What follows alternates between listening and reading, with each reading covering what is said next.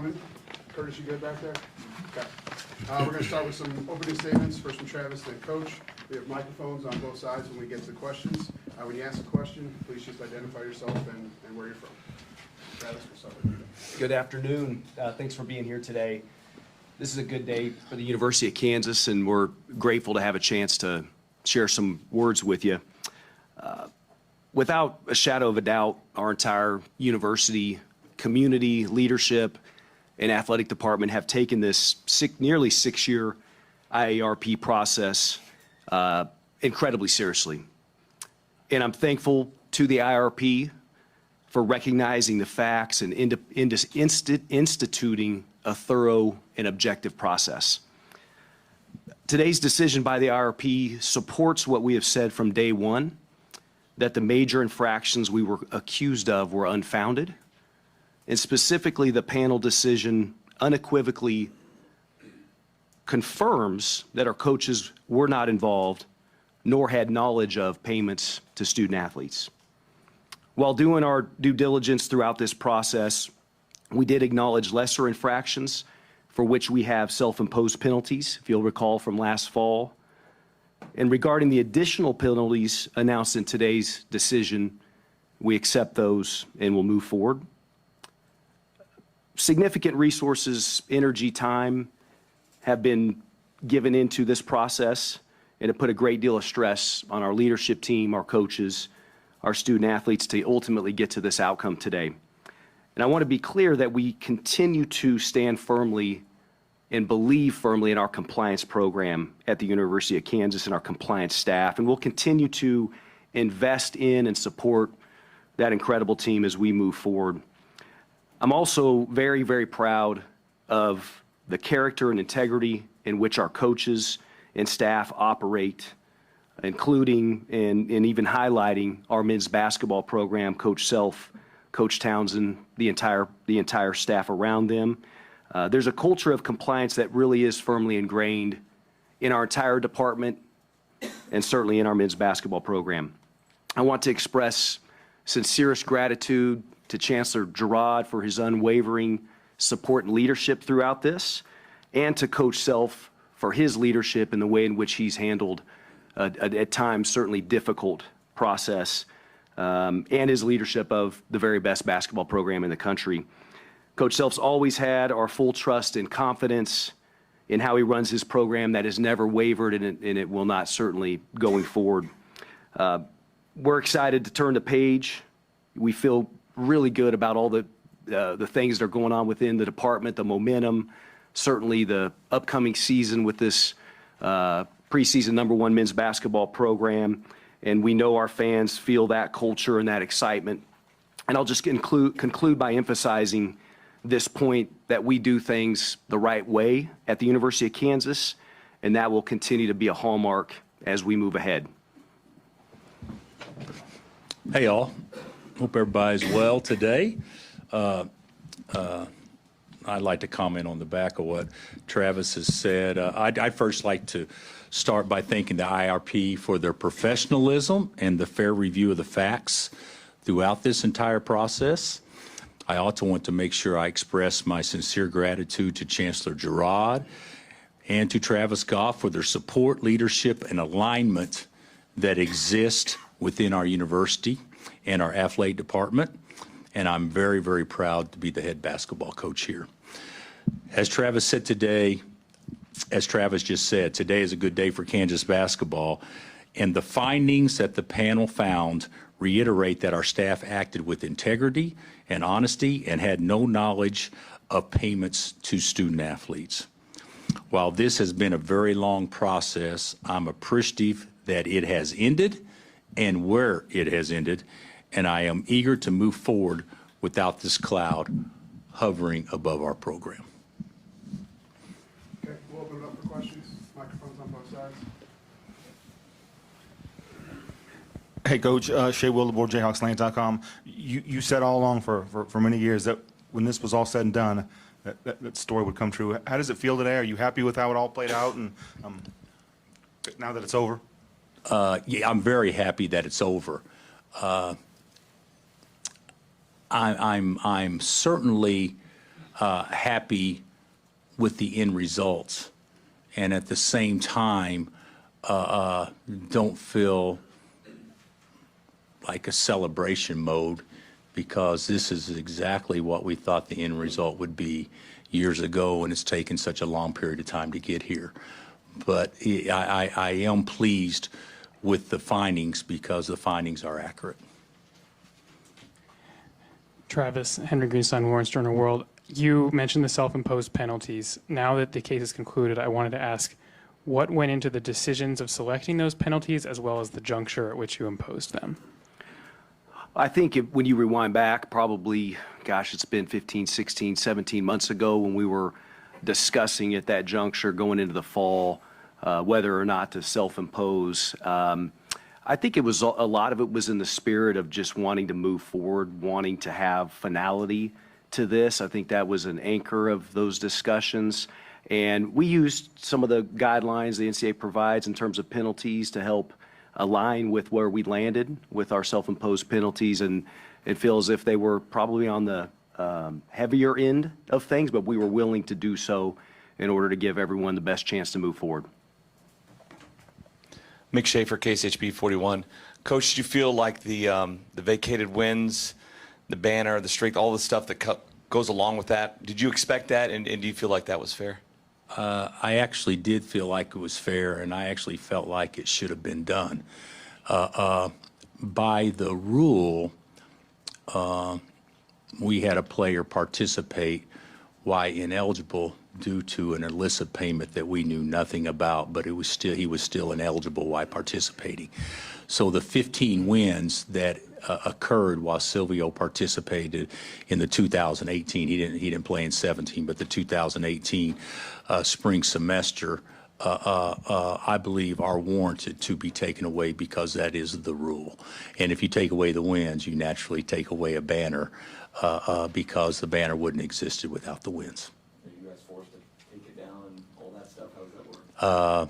Well, I haven't talked to anyone how that works, but it will. I'm sure maintenance will take care of that for us. But that was something that was imposed today. That I certainly expected.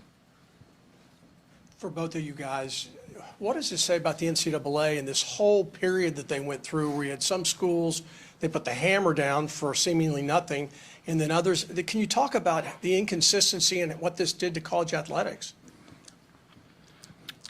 Go ahead. I'm not going to speak to, Neil, what's happened at other schools. All I can speak to is what happened and did not happen at the University of Kansas. And certainly we've held true to our initial statements on what we thought did or did not transpire. So and I'm not going to speak to the NCAA. I'll let Travis do that. But this was certainly a long process. That 6 years seems a long time to get to this point, and we're not the only school that endured this long process, as you know. I just would add to that when you look at the IARP cases of the last couple years, that there's a degree of consistency with how those were approached and that objective outside lens that they apply to each of those cases. Bill, when you guys did do the self-imposed penalties, particularly the suspension, you couldn't comment on the time because this was ongoing, right? I'm just wondering, from the outside, it seems like when you do have self-imposed penalties, that does imply at least some measure of guilt. What do you think you guys could have done differently? I don't think it implies a measure of guilt at all. What I think it implies is we were doing everything possible to move forward and put this behind us, and at the same time doing what was in the best interest of our present student athletes and future student athletes to make sure they were not impacted in any negative way whatsoever. I was okay with the self-impositions because as the leader of this program and the head coach, it's my responsibility to protect, preserve, look after our present student athletes and future student athletes in a way that it doesn't impact their experience in any way, shape, or form negatively at the University of Kansas.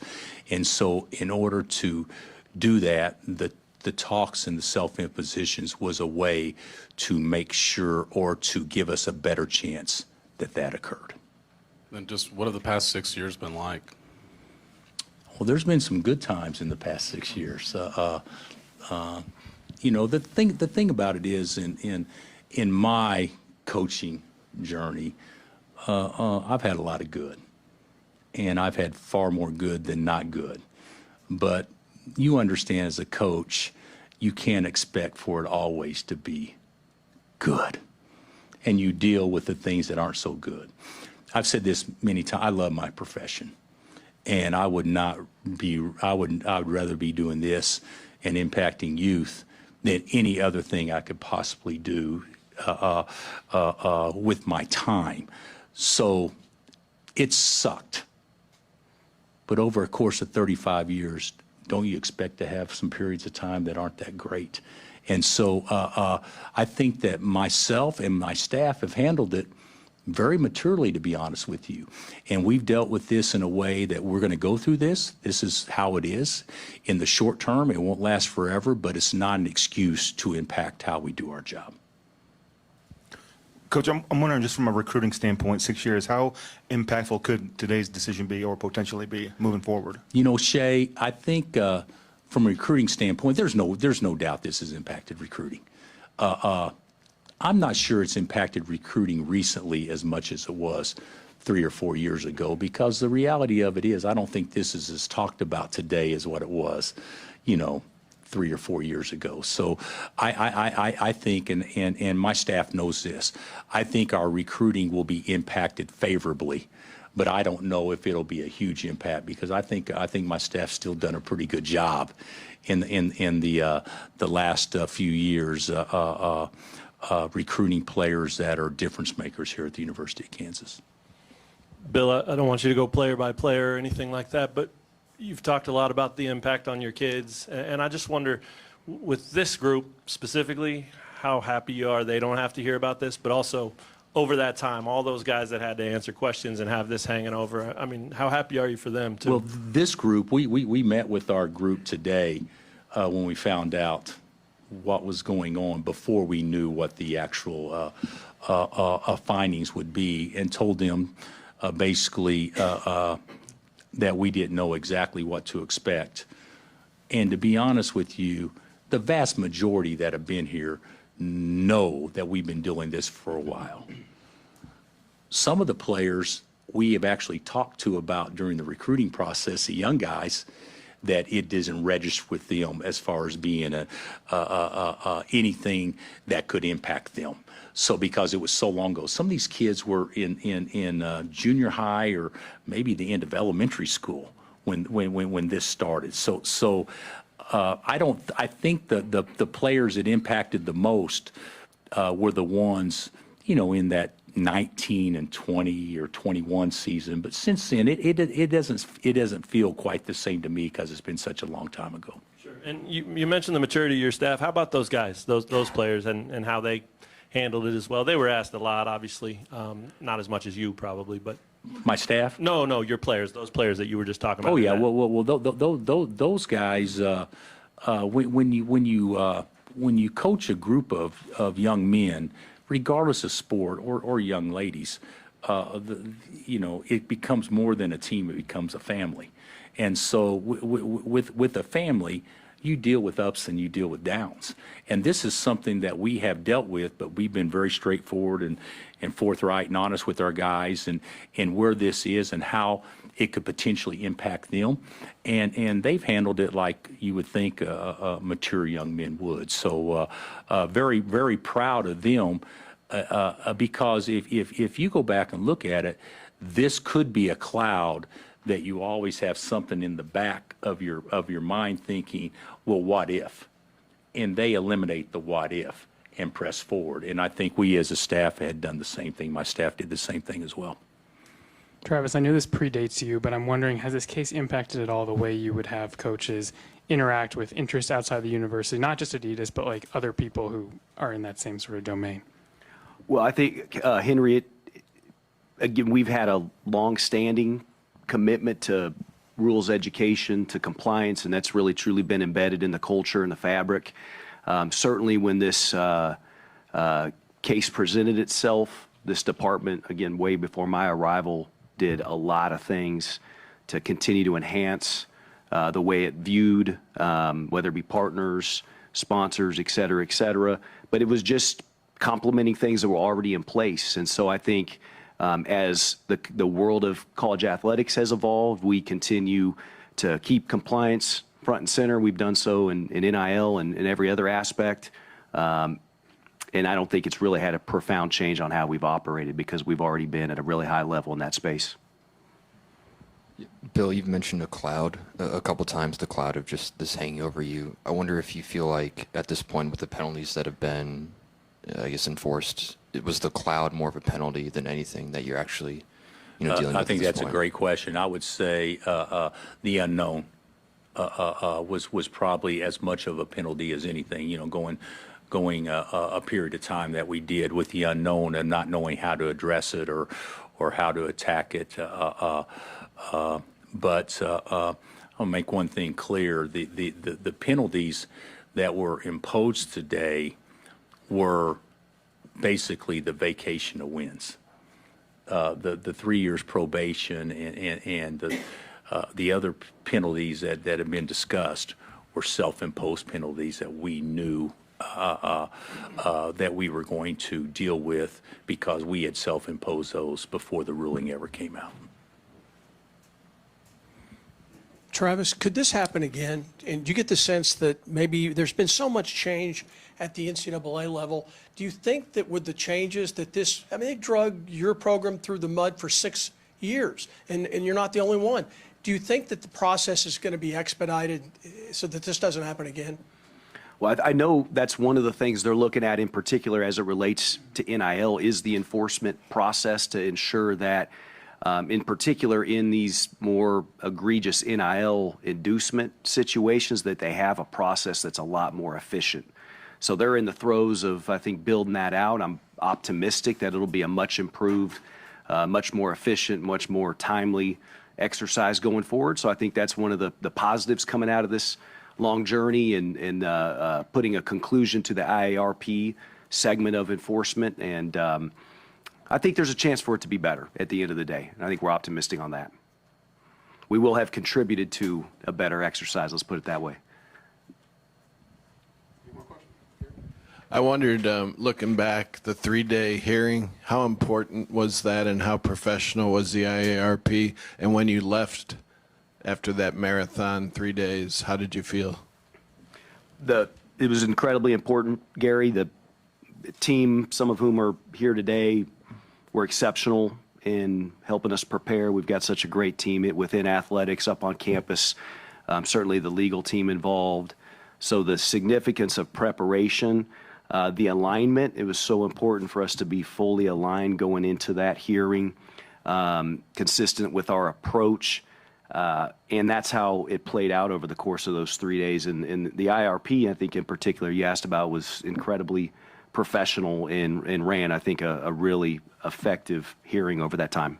You want to add to that? I agree. I think in today's time, and not that I'm an expert on this, but having a group as aligned as we did under the leadership of our chancellor, and I'm talking about all the different legal teams and everybody that's being represented to go into that. I felt like that it was very important and significant, and certainly was done with great professionalism on all fronts. All right. Thanks, everyone. All right, guys. Thank you all. Thank Appreciate you. it.